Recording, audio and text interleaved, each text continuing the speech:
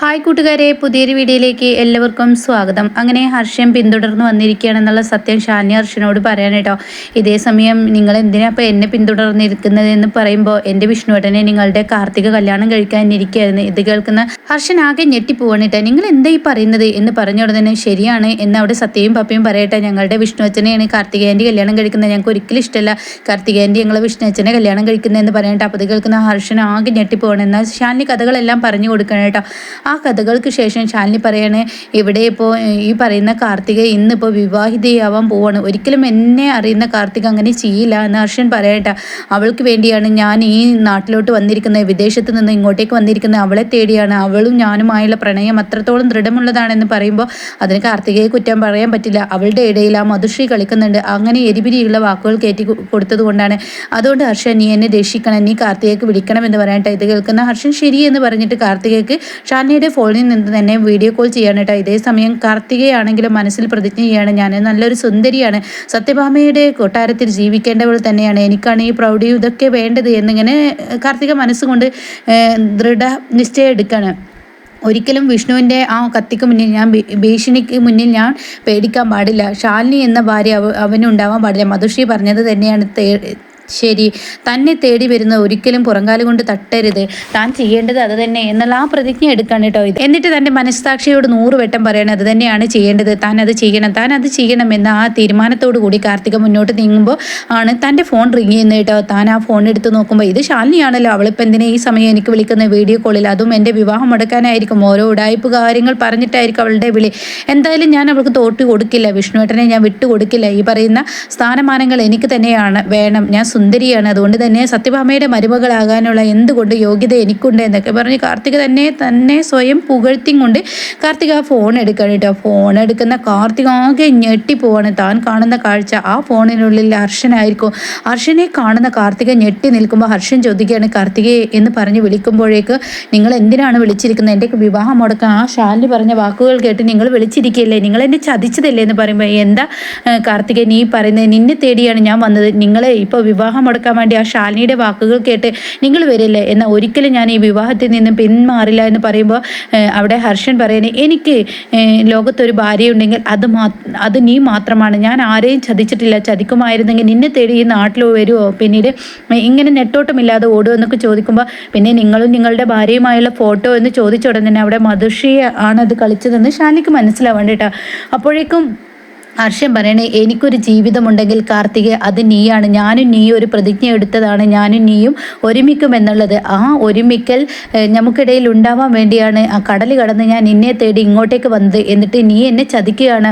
ഇല്ല, നിങ്ങളാണ് എന്നെ ചതിച്ചത്, നിങ്ങൾ വേറൊരുത്തി കല്യാണം കഴിച്ച് ഇനി അവളെ ഉപേക്ഷിച്ചിട്ട് എന്നെ കെട്ടാന്ന് കരുതിയിട്ടുണ്ടെങ്കിൽ ഒരിക്കലും അത് നടക്കില്ല. കാർത്തിക പെണ്ണാണ്, അപ്പം നീ ചെയ്യുന്നത് എന്താ കാർത്തികയെ, മറ്റൊരുത്തിയുടെ ഭർത്താവിനെയല്ലേ നീ തട്ടിയെടുക്കുന്നത്, അത് ശരിയാണ്, അപ്പം നീയും ഞാനും ഒരേ മാർഗത്തിലല്ലേ പോയത് എന്ന് പറഞ്ഞ ഉടനെ തന്നെ കാർത്തിക പറയണേ, പിന്നെ ഞാൻ കണ്ടതെന്താ, ആ ആൽബത്തിൽ ആ ഒരു ഫോട്ടോയിൽ നിങ്ങളും അവളുമായി നിൽക്കുന്നത് എന്താ, നിങ്ങൾ വേറെ വിവാഹം കഴിച്ചില്ല, എന്നെ മറന്നില്ലേ എന്ന് ചോദിക്കുമ്പോൾ കാർത്തികയോട് പറയാണ് ഹർഷൻ, ഒരിക്കലും എനിക്ക് നീ എന്ന വ്യക്തിയെ മറക്കാൻ കഴിയില്ല, നീയും ഞാനും ഒരുമിച്ച് ജീവിക്കണമെന്ന് പ്രതിജ്ഞ എടുത്തിട്ടുണ്ടെങ്കിൽ എൻ്റെ മരണം വരെ ആ ഒരു ഇതേ ഉണ്ടാവുള്ളൂ.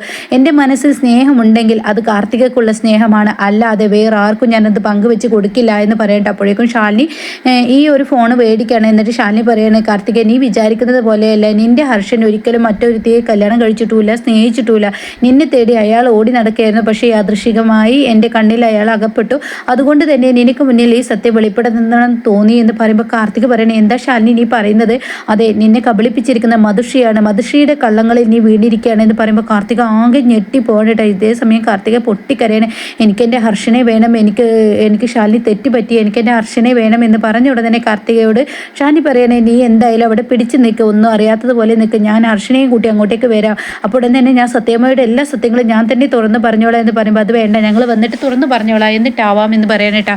അങ്ങനെ ഈ സമയമാണെങ്കിലോ സത്യഭാമയാണ് കാണിക്കുന്നത്. ഈ പറയുന്ന ശ്യാമ അവിടെ നിൽക്കുകയാണ്. അപ്പോഴത്തേനും സത്യഭാമ വല്ലാതെ ഇങ്ങനെ സന്തോഷത്തോടു കൂടി നിൽക്കുകയാണ്. കാരണം തനിക്ക് നല്ല പേടിയുണ്ട്, നെഞ്ചിടിപ്പുണ്ട്, എപ്പോൾ വേണമെങ്കിലും പൊട്ടിപ്പോകാവുന്ന ഒരു വിവാഹമാണെന്ന് സത്യഭാമക്കും തോന്നലുണ്ട്. അപ്പോഴാണ് അങ്ങോട്ടേക്ക് മധുശ്രീ കയറി വരുന്നത്. വിഷ്ണുവിൻ്റെ മുഖമാണെങ്കിൽ കടന്നിൽ കുത്തിയതിനേക്കാൾ അപ്പുറമായി വിങ്ങിക്കെട്ടിയിട്ടുണ്ട്. അപ്പോൾ മധുശ്രീയെ കാണുമ്പോൾ ആഹാ മധുശ്രീ നീ കല്യാണത്തിന് വന്നോ, എന്തായാലും കല്യാണമൊക്കെ കഴിഞ്ഞിട്ടേ പോകാൻ പാടുള്ളൂ കേട്ടോ എന്നൊക്കെ പറയുമ്പോൾ അടുത്ത ആൾ രഞ്ജിനി വന്നിരിക്കുന്നു. അപ്പോൾ രഞ്ജിനിയോട് പറയാണ് ഇവിടുത്തെ എല്ലാ പരിപാടികളും കഴിഞ്ഞിട്ട് വേണ്ടിട്ട് പോകാൻ, എന്തായാലും ഒരു അമ്മയുടെ സങ്കടവും ടെൻഷനൊക്കെയാണ് ഇപ്പോൾ ഇവിടെ കാണുന്നത്. ഒരമ്മക്കൊരു മകൻ്റെ കല്യാണം കഴിഞ്ഞ് കൂടുന്നത് വരെ ടെൻഷൻ തന്നെ എന്നൊക്കെ ഇങ്ങനെ പറഞ്ഞ് തട്ടിക്കൂട്ട് വാക്കുകൾ പറയുമ്പോൾ ഇത്ര വല്ലാത്ത ടെൻഷൻ, മറ്റെന്തിനൊക്കെ വേണ്ടി നീ ഓടുന്നു, മറ്റുള്ളവരെ തകർക്കാൻ വേണ്ടി ഒരു മകൻ്റെ കല്യാണം എന്നൊക്കെ പറയുന്നത് എന്നിങ്ങനെ രാഘവൻ പറയുന്നുണ്ട് കേട്ടോ. അപ്പോൾ രാഘവനെ ഇതേ സമയം നോക്കുന്നുണ്ട്. അപ്പോഴാണ് പൂജാരി പറയുന്നത് ഇനി എന്തായാലും പെൺകുട്ടിയെ വിളിക്കാം എന്ന് പറയാൻ കേട്ടോ. അപ്പോൾ താലം എടുത്തിട്ട് വേണം പെൺകുട്ടിയെ വിളിക്കാൻ, താലം എടുക്കാൻ ആളുകൾ പോകണം, എന്നിട്ട് താലവുമായി കാർത്തികയെ കൊണ്ടുവരണം എന്നൊക്കെ ഇങ്ങനെ പറയാൻ കേട്ടോ. അപ്പോൾ അത് കേട്ട ഉടനെ വേറെ എവിടെയില്ലാത്ത ഓരോ ചടങ്ങുകൾ എന്നിങ്ങനെ രാഘവൻ പറഞ്ഞ ഉടൻ തന്നെ ഈ പൂജാരി പറയണ താലം മേടിക്ക്. അപ്പോഴേക്കും സത്യഭാമ പറയണേ എവിടെ പപ്പി എന്ന് ചോദിക്കുമ്പോൾ ആ പപ്പി എവിടെ ഇങ്ങോ ഉണ്ട്, അപ്പം നിന്നോട് ഞാൻ പറഞ്ഞതല്ലേ കാർത്തികയെ കൊണ്ടുവരാൻ കുഞ്ഞുങ്ങൾ വേണമെന്ന്. അപ്പോൾ ഉടൻ തന്നെ പൂജാരി പറയണ അതല്ല, വലിയ ആളാണ് ഈ താലം മേടിക്കേണ്ടത് എന്ന് പറയണ്ട. അതും സത്യാമ്മയുടെ ബന്ധത്തിലുള്ള ആരെങ്കിലൊക്കെ എന്തെങ്കിലും പറയാം, സത്യാമ്മയുടെ മരുമകളായ അത്രയും നന്ദി എന്നൊക്കെ പറഞ്ഞിട്ട് ശ്യാമയെ കൊണ്ട് മേടിപ്പിക്കണം. അപ്പോൾ രാഘവൻ പറയുന്നുണ്ട് ലോകത്തെവിടെയില്ലാത്ത ഓരോ ചടങ്ങുകൾ. അപ്പോഴേക്കും പൂജാരിയുടെ ഈ വാക്കുകൾ കേട്ട് ശ്യാമ താലം മേടിക്കുമ്പോൾ അതെ ഈ താലം മാത്രം പോരാ, അതിനായിട്ട് എന്തെങ്കിലും വെക്കുകയും വേണം. അപ്പോൾ അതാണ് കണക്കില്ലേ എന്നും പറയുന്നുണ്ട്. അപ്പോഴേക്കും ശ്യാമ ആ താലം വാങ്ങുമ്പോൾ മനസ്സ് നിറഞ്ഞ് മേടിക്കണം കേട്ടോ എന്ന് പൂജാരി പറയാണ്. അപ്പോഴേക്കും ഇവിടെ സത്യഭാമ പറയാണ് എന്തായാലും രോഹിത്തെ നീ അവർക്ക് എന്തെങ്കിലും കൈമടങ്ങ് കൊടുക്കുക എന്ന് പറയണം. അങ്ങനെ രോഹിത് അത് വെച്ച് കൊടുക്കുന്നുണ്ട് കേട്ടോ. അപ്പോഴാണ് അങ്ങോട്ടേക്ക് ഈ പറയുന്ന ശാലിനിയും ഹർഷനും കയറി വരുന്നത് കേട്ടോ. അങ്ങനെ ചടങ്ങ് തുടങ്ങട്ടെ, ശാലിനി ഈ കാർത്തികയെ വിളിച്ചു കൊണ്ടുപോകാ എന്ന് പറയുമ്പോൾ ശാലിനി ഉറക്കെ നിലവിളിച്ചും കൊണ്ട് പറയണം ഒരിക്കലും ഈ വിവാഹം നടക്കില്ല എന്ന് പറയട്ടോ. അത് കേൾക്കുന്ന സത്യഭാമാകെ ഞെട്ടിപ്പോയി, മധുശ്രീക്ക് വാക്കുകളില്ല. അപ്പോൾ ഹർഷന് വന്നിട്ട് പറയണം ഇതൊരിക്കലും നടക്കില്ല, അത് പറയാൻ നീ ആര് എന്ന് ശാലിനിയുടെയും ഹർഷന്റെയും മുഖത്തടിച്ച് പറയണേ. അപ്പോൾ ഉടൻ തന്നെ ശാലിനി പറയണേ ഇതാണ് ഹർഷൻ, ഈ കാർത്തികയുടെ ഈ പറയുന്ന കാർത്തിക സ്നേഹിക്കുന്ന ആളാണെന്ന് പറയട്ടോ. അത് കേട്ട ഉടനെ ഓരോ കഥകൾ മേഞ്ഞ് ഇങ്ങോട്ടേക്ക് വന്നോളും, ഇതൊന്നും ഇവിടെ നടക്കില്ല എന്ന് ശാലിനിയുടെ മുഖത്ത് അടിച്ച് പറയുമ്പോൾ അവിടെ ഹർഷൻ പറയണേ ഞാൻ സ്നേഹിച്ചിരുന്ന പെൺകുട്ടിയാണ് ഈ പറയുന്ന കാർത്തിക, അവളെ എനിക്ക് കിട്ടിയേ തീരുള്ളൂ. ഈ അവസാന നിമിഷത്താണോ തൻ്റെ സ്നേഹം പറയുന്നത്, പെണ്ണ് കതിർമണ്ഡപത്തിൽ ഇരിക്കുന്ന സമയത്താണോ തൻ്റെ സ്നേഹം പറയുന്നത്. അത് കേട്ട ഉടനെ തന്നെ താൻ ഇത്രയും നാൾ എവിടെയായിരുന്നു എന്നിങ്ങനെ പറയുമ്പോൾ കാർത്തികയുടെ അച്ഛനും അമ്മയൊക്കെ അവിടെ നിൽക്കുന്നുണ്ട് കേട്ടോ. അപ്പോൾ അത് കേട്ടിട്ട് ഇങ്ങനെ ഹർഷൻ പറയാം ഞാൻ ഇത്രയും നാൾ ഇവിടെ ഉണ്ടായിരുന്നില്ല, അതന്നെ സത്യം, ഞാൻ കടൽ കടന്ന് എൻ്റെ പെണ്ണിനെ സ്വന്തമാക്കാൻ വേണ്ടിയാണ് വന്നത്, അതുകൊണ്ട് എൻ്റെ കാർത്തികയെ എനിക്ക് വിട്ട് കിട്ടണമെന്ന് പറയട്ടെ. ഇത് കേൾക്കുന്ന സത്യഭാമ ആകെ ഞെട്ടിപ്പോവാണ്. ഇതേ സമയം വിഷ്ണു ഇങ്ങനെ നിൽക്കുന്നുണ്ട് കേട്ടോ. എന്നിട്ട് സത്യാമ്മയോട് ശാലിനി പറയണേ എൻ്റെ സത്യാമ്മയെ കാർത്തിക ഒരിക്കലും നിങ്ങളുടെ മകൻ്റെ ഭാര്യയാവാൻ വന്നവളല്ല, പക്ഷെ അതിനിടയ്ക്ക് അവൾക്ക് ഒരു ചതി പറ്റി എന്നുള്ളത് സത്യം തന്നെ. ആ ചതി ചെയ്തത് ഈ നിൽക്കുന്ന മധുശ്രീയാണ്, അവളെ ഓരോന്ന് പറഞ്ഞ് തെറ്റിദ്ധരിപ്പിച്ചതാണ്. അവളുടെ കല്യാണ സമയത്ത് അവൾ ഓടിപ്പോയതാണ്, അവളുടെ അച്ഛനും അമ്മയൊക്കെ എന്താ നിൽക്കുന്നത് അവർ കഥകൾ പറഞ്ഞതല്ലേ, ആ സമയം ഓടിപ്പോയത് ഈ ഹർഷന് വേണ്ടിയാണ്. അവൾ പ്രണയിക്കുന്ന ആൾ ഈ ഹർഷനാണ്, അതുകൊണ്ട് ഹർഷൻ തിരികെ വന്നു എന്നുള്ളതും ഹർഷന് വേറെ ഒരു വിവാഹം കഴിച്ചു എന്നുള്ളതൊക്കെ കാർത്തികയെ തെറ്റിദ്ധരിപ്പിച്ചത് ഈ മധുശ്രീയാണ്, ഇവളാണ് നിങ്ങളുടെ കുടുംബത്തിൽ ഈ ഒരു പ്രശ്നങ്ങൾ ഉണ്ടാക്കിയതെന്നൊക്കെ പറയുമ്പോൾ സത്യഭാമയ്ക്ക് അത് വിശ്വസിക്കാൻ കഴിയുന്നില്ല കേട്ടോ.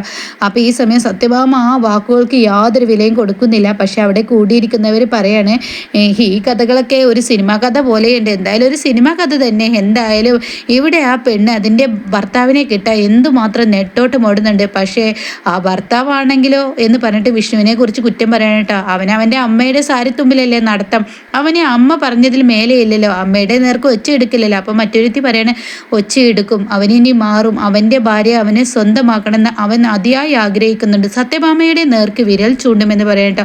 അപ്പോൾ ആ പറഞ്ഞത് തന്നെയാണ് ഇനി നടക്കാൻ പോകുന്നത്. വിഷ്ണു ഇനി സത്യഭാമയെ തള്ളിക്കളയുന്ന ആ നാളാണ് ഇനി നമുക്ക് മുന്നിൽ കാണാൻ കിടക്കുന്നത് കേട്ടോ. അപ്പോൾ ഇന്നത്തെ എപ്പിസോഡ് ഇങ്ങനെയാണ് വന്നിരിക്കുന്നത്. അപ്പോൾ ഇനി ഇതിൻ്റെ ബാക്കി റിവ്യൂ അപ്കമിങ് ആയിട്ടുള്ളത് വളരെ നേരത്തെ രാവിലെ ചാനലിടുന്നതായിരിക്കും. ആരെങ്കിലും ചാനൽ സബ്സ്ക്രൈബ് ചെയ്യാതെ കാണുന്നുണ്ടെങ്കിൽ ചാനൽ ഒന്ന് സബ്സ്ക്രൈബ് ചെയ്ത് സപ്പോർട്ട് ചെയ്യണേ.